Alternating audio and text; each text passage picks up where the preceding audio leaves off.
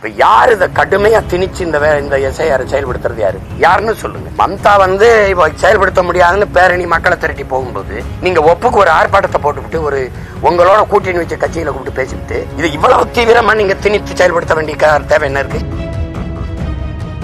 உங்க கட்சிக்காரனுக்கு என்ன வேலை? என்ன வேலை? உங்க கட்சிக்காரருக்கு கூட போறாங்க, உங்க மாமன்ற உறுப்பினர்கள், உங்க மாவட்ட செயலாளர், உங்க கட்சிக்காரங்களுக்கு அங்க என்ன வேலை? என்ன வேலை? அங்க போய் என்ன செய்வோம்? உங்க கட்சி வாக்க தவிர மத்த தூக்கி விடுறத தவிர வேற என்ன பண்ணி நடந்தாங்க? நீங்க எல்லாம் சொல்லுங்க. இங்க மனச்சான் இருக்கு. இந்த கட்சிகள் கள்ள வாக்கை பதிவு செய்திருக்கிறதா இல்லையா? எதிர்ப்பு யாருகிட்ட தெரிவிக்கிறது? இந்த ஈனப்பயில்கிட்ட என்ன எதிர்ப்பு பேசினாலும் எது பேசினாலும் பயனில்லைன்னு போயிட்டா மக்கள். நீனா போராடுற திறனை ஒழிச்சிட்டு நீ என்ன நேர்மையான? இப்ப நீங்க சொல்ற ஒருத்தன் கேட்கிறான், தற்குறி கூட்டம்னு சொல்றீங்களா? எங்களை தற்குறியா வளர்த்தது யாருன்னு கேட்கிறான். கடவுள் வழிபாட்டை விட கதாநாயக வழிபாடு புனிதமானதுன்னு கட்டமைச்சிருச்சு. எஸ்ஐஆர் பணிகள் மிகவும் கடினமா இருக்கு வேலை அப்படின்னு சொல்லிட்டு வருவாய்த்துறை சங்கங்களுடைய கூட்டமைப்பு 42,000க்கும் மேற்பட்டவர் இன்னைக்கு அந்த எஸ்ஐஆர் பணிகளை புறக்கணிச்சிருக்காங்க. வருவாய்த்துறையில பணியாற்றுபவர்கள் ஒரு கல்வி அறிவு பெற்றவர்கள், அவர்களுக்கே அது சிரமம்னா அடித்தட்டில் இப்போ நீங்கள் ஹெல்த்து ஆஃபீஸர் இல்லை, லேபர், இந்த மாதிரி ஆட்களை அங்கன்வாடியில் வேலை செய்கிற நம்மளுடைய அக்கா தங்கைகள், சத்துணவு பணியில் வேலை செய்கிற அக்கா தங்கைகள், இவங்கள தான் நீங்கள் பணியமர்த்தியிருக்கிறீங்க. அப்போ அது எப்படி? அது தகுதி வாய்ந்த அதிகாரிகளினுடைய சான்றிதழ் அப்படின்னு சொல்கிறீங்க. இவர்களெல்லாம் தகுதி வாய்ந்தவர்கள் தானே இந்த பணியை செய்வதற்கு?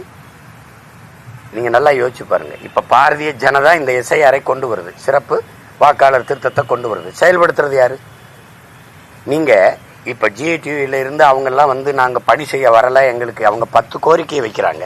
அதுல ஒன்று, எங்களுக்கு பழைய ஓய்வூதியத்தை நீங்க உறுதி செய்யுங்க, எங்களால பணிக்கு வர முடியல, சுமைன்னு சொல்றாங்க.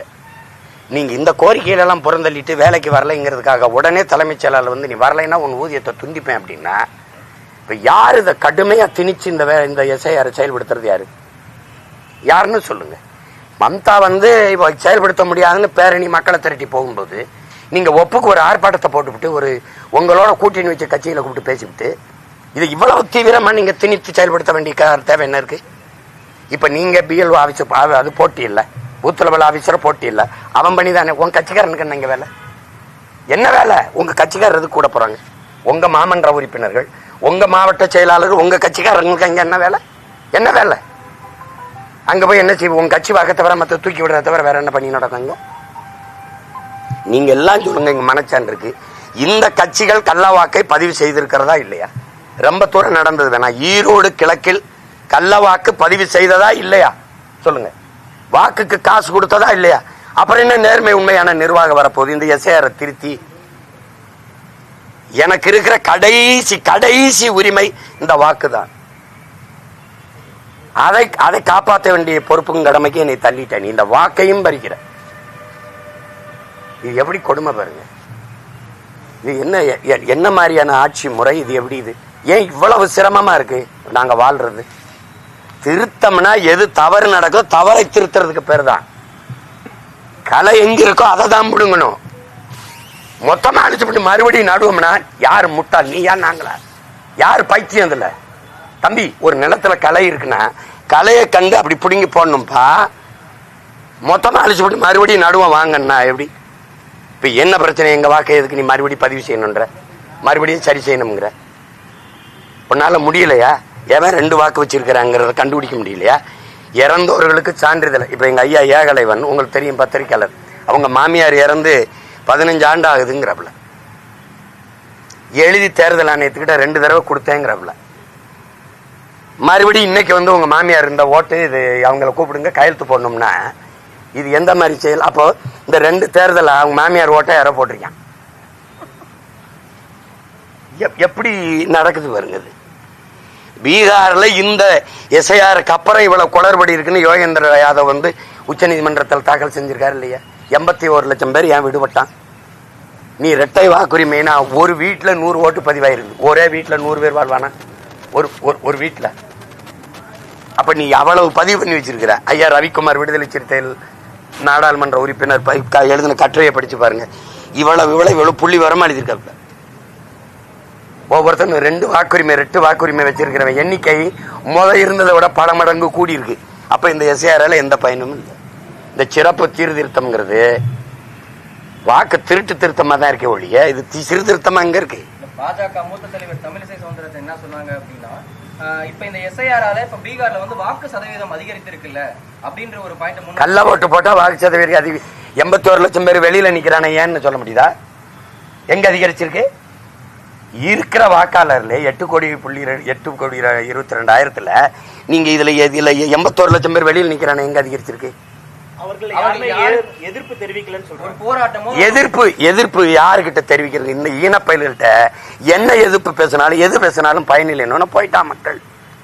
நீனா போராடுற திறனை ஒழிச்சிட்டு நீ என்ன நேர்மையால கடைசி நேரத்துல 10,000 பெண்கள் வங்கி கணக்குக்கு நீ பணம் போட்டு வாக்க பறிக்கிற நீ என்ன நேர்மையை பத்தி பேசுற?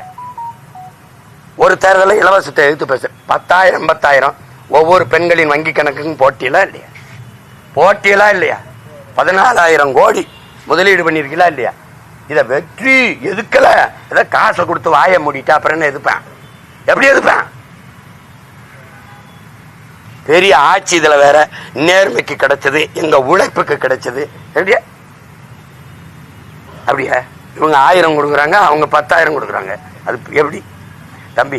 அது ஏன் 10,000 அந்த கடைசி தேர்தல் நேரத்தில் கொடுக்குறேன்? அறிவிச்ச நேரத்தில் கொடுக்க வேண்டியதானே? அது ஏன் இந்த 5 வருஷம் ஆட்சி காலத்தில் கொடுக்காம இந்த தேர்தல் நேரத்தில் அறிவிச்சு கொடுக்குறீங்க தம்பி? அப்பதான் பாசம் வருது இல்லையா? அப்பதான் எங்களுக்கு பசி வறுமையெல்லாம் இருக்குது உங்களுக்கு தெரிய வருது. இப்ப இதையே கேட்போம், இந்த போலி வாக்காளர்களை நீங்க எப்ப கண்டுபிடிச்சீங்க சொல்லுங்க.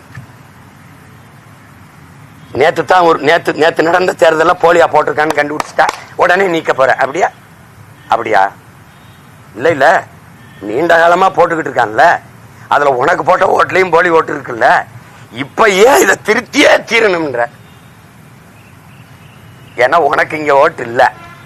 அப்ப நீ பீகார் மாதிரி இங்க வருவ, வந்து இந்த திமுக போகும்போது ஒரு வேளை இந்த வரவேற்புல என் படம் இருந்ததுன்னு வச்சுக்கிறேங்க, அந்த வீட்டுல ஓட்டு இருக்குமா? இல்ல தம்பி விஜய் படம் இருக்குது, அந்த வீட்டுல அவங்களுக்கு ஓட்டு இருக்குன்னு நினைக்கிறீங்களா? திமுக போகும்போது அம்மா ஜெயலலிதா படம் அல்லது ஐயா எடப்பாடி படம் இருந்தா அங்க இருக்குமா? இல்ல பிஜேபி போகும்போது இஸ்லாமிய இருக்கிற வீட்டுல அவனுக்கு ஏதாவது ஓட்டு இருக்குமா? எப்படிப்பட்ட ஜனநாயகம் அது? கொடுமை.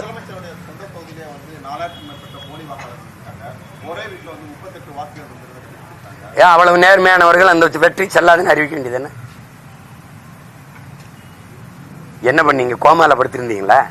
அப்படி கொஞ்சம் குழாவும் போது வந்து காசு வெளியிடும் போது கூப்பிட்டு கையை பிடிச்சு பேசும்போது விஷயம்போதெல்லாம் நீங்க கள்ள ஓட்டு போட்டு 4,500 ஓட்டு ஜெயிச்சிருக்கீங்க போலி வாக்குல, அதெல்லாம் பேசல தம்பி. முடிஞ்சு போச்சு. இங்க பிப்ரவரி 10ஆம் தேதி தேர்தல் அறிவிக்க போற, 2 மாசம் இருக்கு. அவர் 5 வருஷம் இருந்துட்டு அவ்வளவு முதலமைச்சரா. இப்ப வந்து போலி வாக்காளர்களை கண்டுபிடிக்கிறீங்க. கொளத்தூர்ல மட்டும்தான் போலி வாக்காளர் இருக்கானா? மற்ற தொகுதியெல்லாம் இல்ல. பிஜேபி வென்ற தொகுதியெல்லாம் இல்லையா? சொல்லுங்க. பிஜேபி கோவை தெற்கில் வென்றுச்ச எல்லாமே நேர்மையான வாக்காளர்கள் தானே? பேச வேண்டிய தேவை இருக்கு, பேசுறீங்க. எங்களுக்கு என்ன பண்றதுன்னு தெரியல, கேட்டுட்டு போறோம். வேற என்ன பண்றது? ஏன்னா உங்களுக்கு வேலை இல்லை, எங்களை சித்திரவதை செஞ்சு விளையாடுறீங்க, எங்களுக்கு பொழப்ப பார்க்கணும். அதனால நாங்க என்ன பண்றோம் தெரியாம போறோம். எப்படி இது? எந்த மாதிரி நீங்க சொல்லுங்க. இது சரியா இருக்கும்னு சொல்லுங்க. சரி, திருத்தம் பண்ணணும், அதுக்கு ஒரு கால அவகாசம் எடுத்து செய்ய வேண்டியதானே? நீ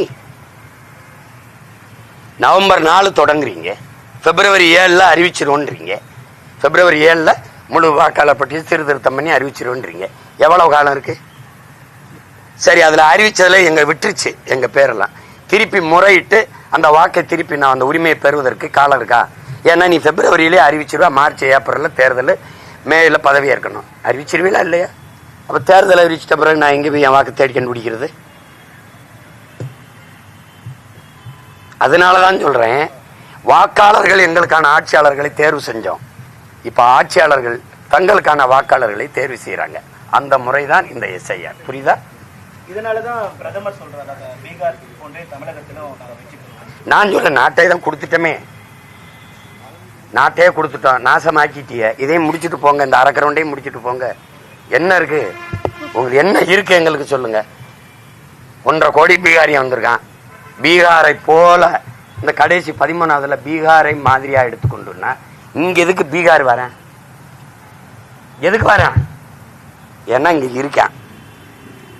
நீங்க எழுதி வைங்க, அவன் காங்கிரஸ் ஓட்டர்ஸ் கூட கிடையாது, கம்ப்ளீட் பிஜேபி ஓட்டர்ஸ் தான். இங்க இருக்கிற வட இந்தியவனையாவது யாருக்கு போடுவேன், மோடிஜி மோடிஜி பிஜேபி பிஜேபி வேணா இதை தூக்கி போய் கேட்டு பாருங்களேன், சொல்லுவானா இல்லையா? அப்புறம் நீ இந்திய திணிச்சா எதுக்குற, ஏண்டா ஈரா உன்னை இந்திக்காரனை திணிக்கிறேன் என்ன பண்ணுவேன்? இவனே கத்துக்கிட்டு போய் காடி கராகே பாணி செலுத்தியாரோ பாணி செலுத்து இது பாணி கராகேன்னு கேட்க நாங்காலே எங்காலே பிரிச்சுக்கிறாப்ல. அன்னைக்கெல்லாம் ஒரு விடுதியில போனேன், எங்கால் நின்று அண்ணே அண்ணே வண்டி எப்படி ஓரமா நிறுத்து சொல்லுங்கண்ணா. இப்ப போய் இறங்குறேன் காடி கராகன்னு. டே நீ யாரா, நீ எப்படா வந்த, போன வாரம் எங்கால் இருந்தாடா இங்க அப்படின்னு. நீ ஏதோ பார்த்து கொஞ்ச நாள் கழிச்சு பாருக்காது என்ன நடக்க போகுதுன்னு பாரு. தொண்டர்கள் இளைஞர்களை அரசியல் படுத்துவது எவ்வளவு முக்கியத்துவம் வாய்ந்தது? இங்க இருக்கக்கூடிய அரசியல் கட்சி தலைவர்கள் அதை சரியாக செய்கிறார்களா? தொண்டர்களுக்கு அரசியல் புரிதல் வரக்கூடாது என்று இங்க இருக்கக்கூடிய சில கட்சியினுடைய தலைவர்கள் பாதுகாப்பதாக சில குற்றச்சாட்டுகள் இருக்கு. ஒரு அரசியல் கட்சி தலைவரா ஒரு ஒருங்கிணைப்பாளர் அது எப்படின்னா தொடக்கத்துல பேரறிஞர் அண்ணா என்கிற பெருந்தகை அவங்க வரும்போது காங்கிரஸ் கட்சியில என்னன்னா விடுதலையின் காயம் இருந்தது அந்த தொண்டர்களுக்கு. இப்ப நம்ம முன்னோர்களை எடுத்துக்கிறீங்களே, எல்லாருக்கிட்டே எல்லாரையும் பார்த்து, எங்க தாத்தா தெய்வ திருமகன் முத்துராமலிங்க தேவரோ, எங்க பாட்டனாரோ, இன்னொரு தாத்தா காமராஜரோ, கக்கனோ, சிவானந்தமோ, சிங்காரவேலரோ, எங்க முன்னவர்கள் எவரை எடுத்துக்கிட்டாலும் விடுதலையின் காயம் இருந்தது, சிறைப்பட்டிருக்காங்க. ஏன் எங்க ஐயா நல்ல கண்ணு வரைக்கும் சிறையில் இருந்திருக்காங்க. அப்ப மீச முடிய ஒவ்வொன்னா பிடுங்கி சுருட்டால சுட்ட போது கூட, நெருப்பால சுட்ட போது கூட விடுதலை போராட்டத்திலிருந்து வெளியேறாத ஈகம் இருக்கு. அவனுக்கு அந்த காயம் இருந்ததுனால ஒழுங்கு இருந்தது. அதுக்கு பின்னாடி வந்த திராவிட இயக்கம் வரும்போது, அது பேரறிஞர் அண்ணா வரும்போது, அவரை சுற்றி இருந்த எல்லாருமே 100க்கும் மேற்பட்ட பெருங்கல்வியாளர்கள் தெரியும். நெடுஞ்செழியன், அன்பழகன், மதியழகன், உங்களுக்கு தெரியும் பாப்பா. அவங்க கிட்ட ஒரு ஒழுக்கம் இருந்தது. மாலை நேர கல்லூரி போல நடந்தது. அவர் வரும்போதுதான் தமிழனுடைய இலக்கியமும் வரலாறும் பேரறிஞர் அண்ணா அவர்கள் வருகைக்கு பிறகுதான் தமிழக அரசியல் மேடையில சொல்லி கொடுக்கப்பட்டது. அதனாலதான் அளப்பெரிய மேதைகள் வந்தாங்க. எங்க மாமா காளிமுத்து போன்றவர்கள், இந்த நாஞ்சில் மனோகரன் போன்ற மேதைகள், உங்களுக்கு தெரியும், அவங்க பேச்சுகள் எல்லாம் அவ்வளவு சிறப்பார். பின்னாடி தன்னலம் மேல ஏறி ஏறி இவங்க வர வர, அது எங்க ஐயா இருக்கார் பாருங்க, எங்க ஐயா சகாய ஐயாவை நான் ஒரு தடவை சந்திக்கும் போது, இந்த குடிமை பணிக்கு பயிற்சி கொடுக்கிற போது அவங்க என்ன சொல்லுவாங்கன்னா, மக்களுக்கு கற்பிச்சிடாத, கற்பிச்சிட்டின்னா அவன் நம்மள கேள்வி கேட்பான், நம்மகிட்ட பதில் இருக்காது. அப்போ உனக்கு மக்களுக்கு இடையில ஒரு தூரம் இருக்கணும்னு படிப்பிப்பாங்களா. அதை எனக்கு சொன்னார், இப்படிதான் கற்பிக்கிறான் அப்படின்னு. அதையும் மீறி கற்பிச்சவர்கள் தான் ஐயா இறையன்பும் ஐயா சகாயம் போன்றவர்கள். உங்களுக்கு புரியுதுன்னு நினைக்கிறேன். அப்ப இந்த இயக்கங்கள் தன்னலம் பெருத்து ஊழல் லஞ்சில ஊறி திளைத்து எந்த கனவுல பேரறிஞர் அண்ணா தொடங்கினாரோ அந்த கனவை சிதைச்சு முறையற்ற நிர்வாகம் மக்களாட்சியை தன் மக்களாட்சியாக மாற்றி கொண்டு வந்த பிறகு மக்களுக்கு போதிப்பது கற்பிப்பது இந்த அறிவியல் சார்ந்து. இப்ப நீங்க சொல்ற ஒருத்தன் கேட்கிறான், தற்குறி கூட்டம்னு சொல்றீங்களே, எங்களை தற்குறியா வளர்த்தது யாருன்னு கேட்கிறான். இறை வழிபாட்டை விமர்சித்த அந்த இயக்கங்கள் திரை வழிபாட்டை போற்ற வச்சிருச்சு. கடவுள் வழிபாட்டை விட கதாநாயக வழிபாடு புனிதமானதுன்னு கட்டமைச்சிருச்சு.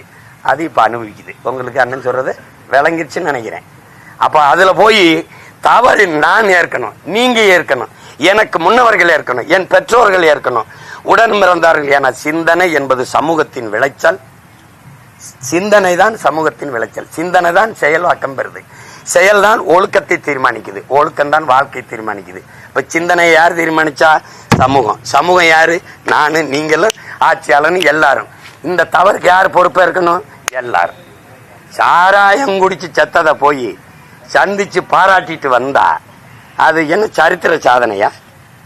ஆனா அப்படி நாட்டு எல்லையில செத்து வந்த ஒரு ராணுவ வீரனை கூட இந்த நாட்டில் எந்த தலைவனும் போய் அவன் துயரத்தை பங்கேற்று இந்த பிள்ளைகள் படிப்புக்கு நான் பொறுப்பேற்கிறேன் ஒருத்தன் கூட சொல்லலையே. எப்படி அப்படின்னா எது போற்றத்தக்கதோ அது தூற்றப்படுது, எது தூற்றத்தக்கதோ அது இந்த நாட்டில் போற்றப்படுது. அது காரணம் இந்த 60 ஆண்டுகளாக இந்த நாட்டை ஆண்ட திராவிட கட்சிகள், அதன் ஆட்சி முறை. அதை நீங்க எவரும் மறுக்க முடியாது. எல்லாம் இருக்கு. இந்த எஸ்ஐஆர் இருக்கு, எஃப்ஐஆர், என்னத்தையோ போடு. ஓட்டு காசு கொடுப்பியா இல்லையா? இருப்பியா இல்லையா? இப்ப மோடி செஞ்சார்ல 10,000 போட்டார்ல பீகார்ல, நம்மால் 15,000 போடுறது கூட வாய்ப்பு இருக்கு. இருக்கா இல்லையா? இருக்கு. அதனால நம்ம அம்மாக்கெல்லாம் சொன்ன வங்கியில கணக்கு ஆரம்பிச்சு வச்சுக்கணும். என்ன என்ன சரி நடக்கும்பா. 1000 ரூபாய் எங்க ஐயா 1500 தரேன் இருக்காப்ல. இப்ப பீகார் வென்றிருக்கு பத்தியில அந்த ஃபார்முலாவையும் அவனே சொல்றான். பீகாரை முன்மாதிரியா எடுத்துக்கிட்டு ரோல் மாடல் எடுத்துக்கிட்டு கொடுக்க வேண்டியதானே. ஏற்கனவே 10 லட்சம் கோடி கடன், இன்னும் 2 லட்சம் கோடியை கடன் ஆக்கிட்டு போக வேண்டியதானே.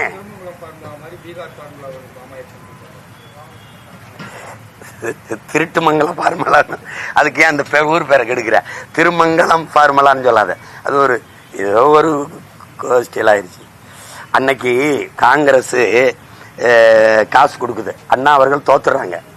அப்போ அரையனா இந்த 50 காசு 1 ரூபா அப்படி கொடுக்கறதுலயே அப்பவே பேசுறாரு, ஓட்டுக்கு எதற்காக இந்த காங்கிரசார் காசு கொடுப்பானேன், காசை கொடுத்து விட்டு 7 கடல் தாண்டி 7 மலை தாண்டி அங்கிருக்கிற வெங்கடாசலபதியை துணைக்கு எதுக்கு அழைத்து வருவானேன், அந்த படத்தில் அடித்து எதுக்கு சத்தியம் வாங்குவானேன், இதற்கு பதில் வைத்திருக்கிறார்களா இந்த காங்கிரசார் அப்படின்னு பேசுறது இருக்கு. 2 ரூபா கொடுத்ததுக்கு அந்த பேச்சு பேசிருக்காப்ல. இப்ப அவர் பிள்ளைங்க 2000 டெவலப்மெண்ட்ல வருது. இதெல்லாம் டெவலப்ல வருது. அவர் தான் சொல்றாரு, சாராயம் வித்த காசு அதுல அரச நடத்துறது குஷ்டரோகியில இருக்க வெண்ணெய்க்கு சமம்டான்னு. அண்ணா சொன்ன அந்த வெண்ணெயத்தான் அவர் பேரை சொல்லி கட்சி நடத்துற பிள்ளைகள் விரும்பி விரும்பி சாப்பிடுது. புரியுதுன்னு நினைக்கிறேன். கோயில்ல ஒரு அர்ச்சகர் வந்து உள்ளத்திலும் கோயிலையும் தாமரை மலர வேண்டும், சேகர் பாபு கடுமையா கண்டனம். அர்ச்சகர் வரைக்கும் தண்ணியிலே மலர்றது இல்ல, எங்க ஊர்ல வெங்காய தாமரை தான் மலருது. அவர் ஆசைப்படுறாரு, இதுக்கு என்ன பண்றது? அவர் துறை தானே, அறநிலைத்துறை, அவர் மேல நடவடிக்கை எடுக்க வேண்டியதானே. நடவடிக்கை எடுத்த கடுமையான பாஜக களத்துல இறங்கணும் தமிழிசை மிரட்டுறாங்க. நாங்க நடவடிக்கைக்கு ஆதரவா இறங்குவோம். எப்படி இருக்கும்? நல்லா இருக்குல்ல?